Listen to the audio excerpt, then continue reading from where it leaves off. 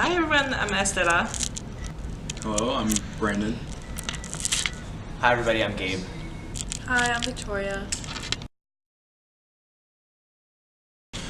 So for our direct service project, our group, Group 1, decided to work with a local group to serve the homeless around the Washington, D.C. area.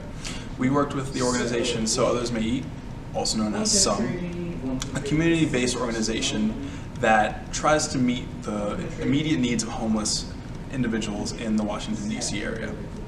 The SOME organization, however, does more than give out food to those who need it. They also provide services to aid people with any other poverty-related draws that may bring them back into the society around them. SOME offers its clients a chance to break free from the cycle of poverty by offering services such as affordable housing, job training, addiction treatment, dental health screenings, and counseling services overall.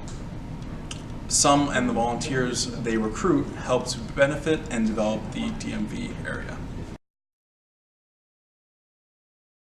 Direct service helped us to better understand how other people live their lives. Even though some of the people we served are homeless, they are grateful for what we do, what we did. Tying back to our course concepts, these people may have less wealth than most of the people in the country, but they still deserve to be treated respectfully.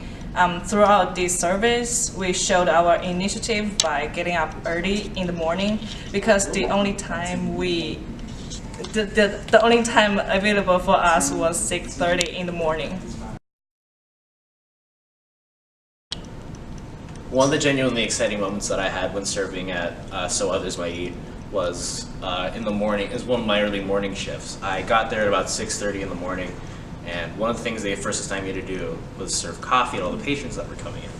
So as one of the older men was coming in, he sat down, he raised his glass, which means he was ready for some coffee.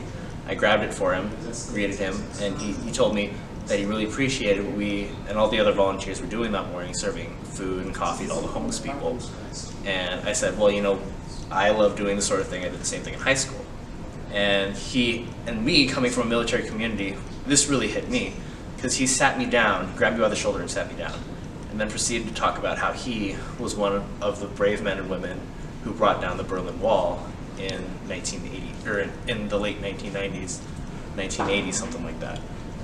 And for me, it was kind of a heavy hitter, seeing that there are both military veterans who have gone on to make better lives of themselves post-military careers, and it also hurts me to see that there are veterans who have not done so and have stumbled over hard times. And so, being able to see that made me kind of reevaluate who I am and what it means to be a military child.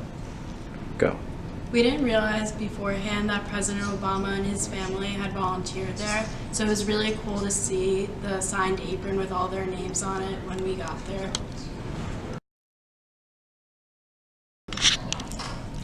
So asset-based community development is basically using and utilizing the strengths of different entities to come together and further group development.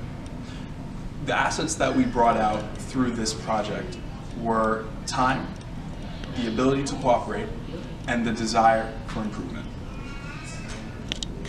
Good. SOME fits the definition of ABCD.